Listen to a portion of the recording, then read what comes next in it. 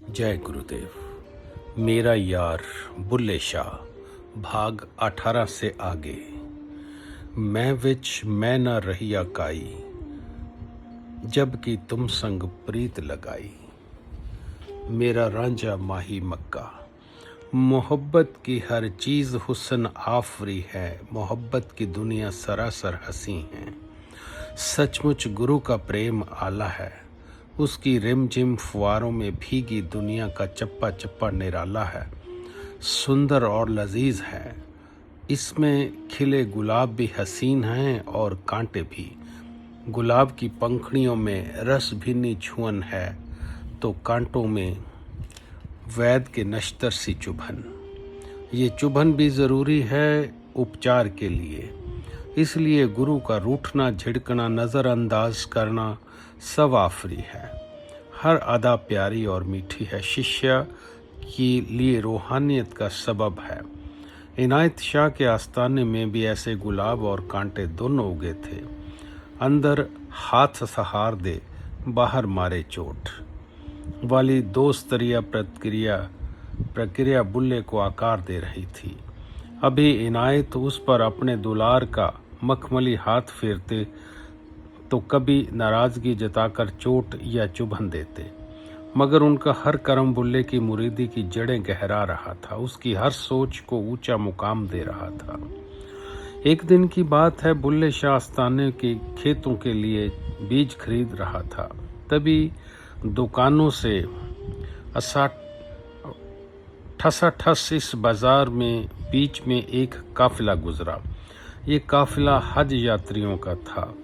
शरीर पर सफ़ेद एहराम, दो सफ़ेद चादरें एक धोती की तरह दूसरी दुशाले जैसे लपेटी जाती हैं। हाथ में तसब्बी कहते हैं माला को।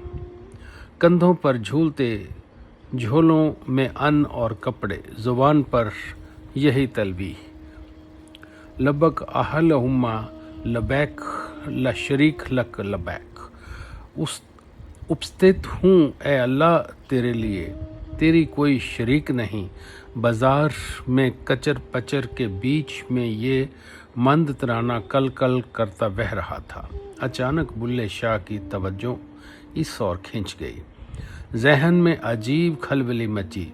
छुटपन में जो मजहब के बुनियादी सबक सीखे थे अचानक जोर मारने लगे। मक्का अल्लाह का घर है, जीवन में एक बार हज करना फर्ज है, वगैरह वगैरह।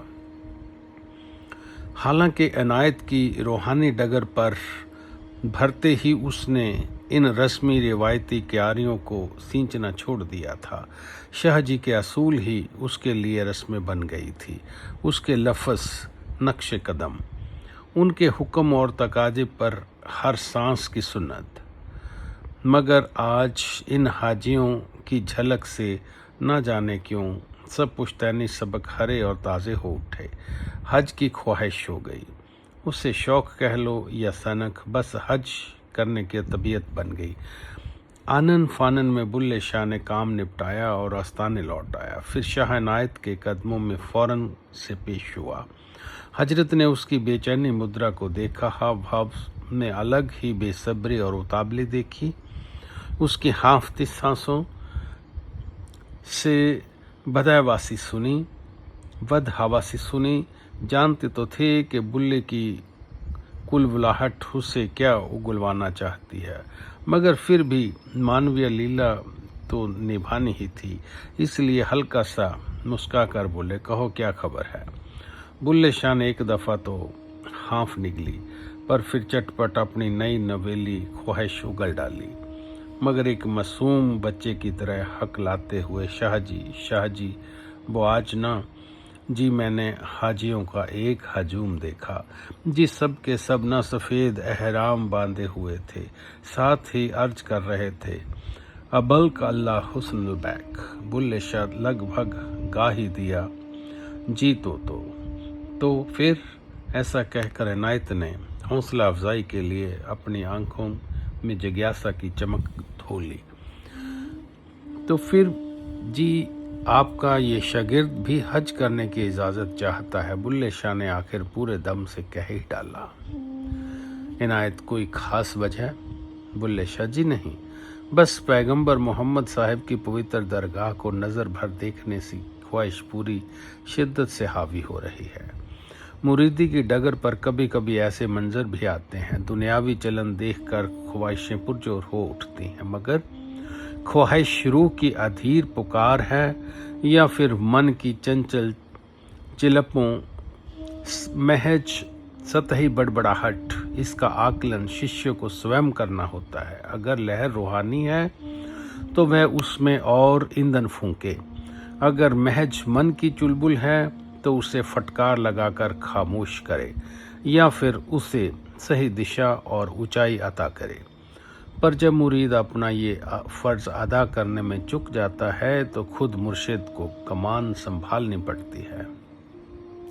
इत्तेफाक से आज बुल्ले शाह भी चूक गया था, बिन सूझे बूझे एक ख्वाहिश को हवा दे गया था, बिना गहराई में उतरे इनायत से कुछ मांग बैठा था। सो अब इनायत को इस मुद्दे की तह में उतरना था, मुरीदी का एक उम्दा नुक्ता पढ़ाना था, वो भी लफ्ज़ों की तकरार या बहस से नहीं, अपने मुस्तफ़ा अंदाज में, क्योंकि लफ्ज़ तो महज दिमाग को बड़प्पन देते हैं, मगर मुर्शद तो रूह के भी मौलवी हैं। मुरीदी की सबक रूह को रटाते समझाते हैं। इसी मंशा से इनायत गंभीर आवाज़ में बोले, अभी जाओ, कल गौर करेंगे।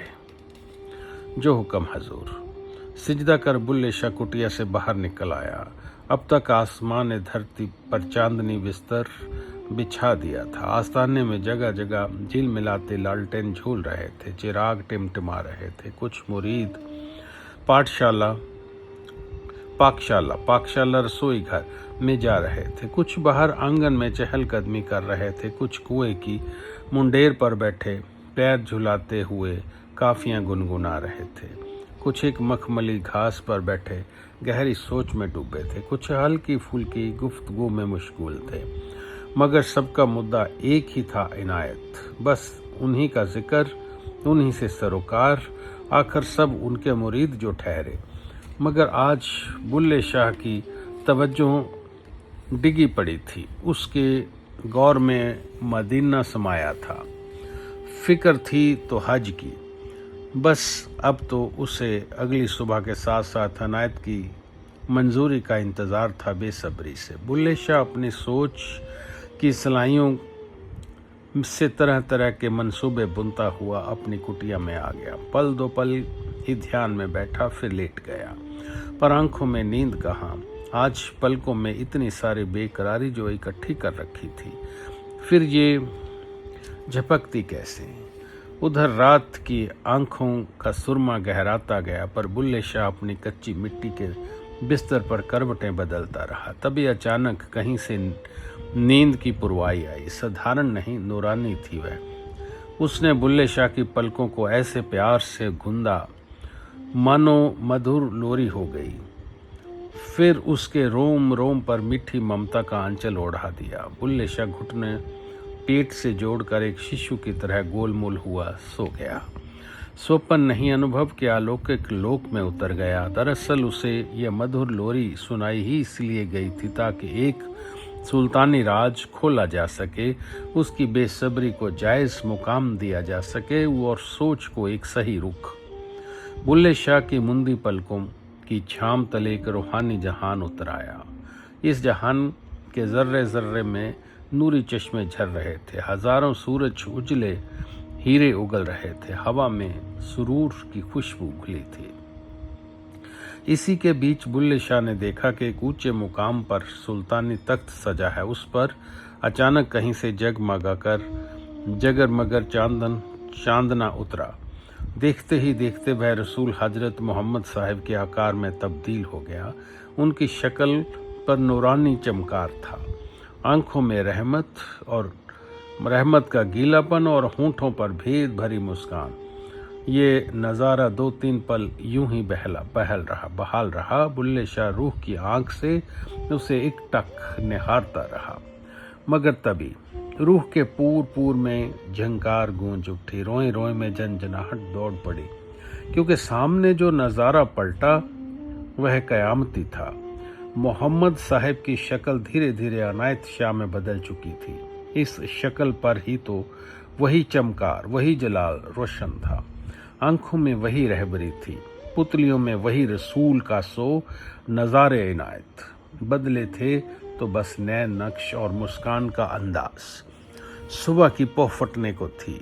आकाश अपने मुंह पर पूती काली स्याही धोता जा रहा था। तभी पूर्वी दिशा से एक उजली किरण छिटकी। उधर बुल्ले शाह की रूहानी गोंद से चिपकी पलकें भी एक झटके से उठी। उसे सुबह का एहसास हुआ, फकत आंखों या जहन को ही नहीं बल्कि उसकी रूह को भी। रूह ने पाया कि उस पर पूती बेइल्मी अज्ञानता की स्याही भी खुल चुकी है। एक समझदारी की नूरी किरण उसमें भी बिखरी है। वह अंदर बाहर इस तरोताजी सुबह को पाकर खुश हुआ, मगर अभी पूरब की इस एक किरण को जगमगाता सूरज बनना था, आकाश में भी रूह में भी। इसीलिए उधर प्रकृति ने अपना काम किया, इधर शाह इनायत ने अपना। फौरन एक मुरीद भेजकर उन्होंने बुल्ले शाह को अपनी कुटिया में बुलाया। बुल्ले शाह लगभग कूदता फांदता दौड़ पड़ा, क्योंकि अंदर दिल की धड़कनें भी खासी उमंग से उछल रही थी। जैसे कि कहा ना कि बुल्ले शाह ने अब वह रूहानी इल्म अभी भी गहराई से नहीं उतरा था। उसकी किरण भर ने ही बुल्ले की रूह को छुआ था। वह अभी तक जान न सका था कि रात की ये रूहानी अनुभव दरअसल उसकी पिछले दिन की ख्वाहिश का जवाब है।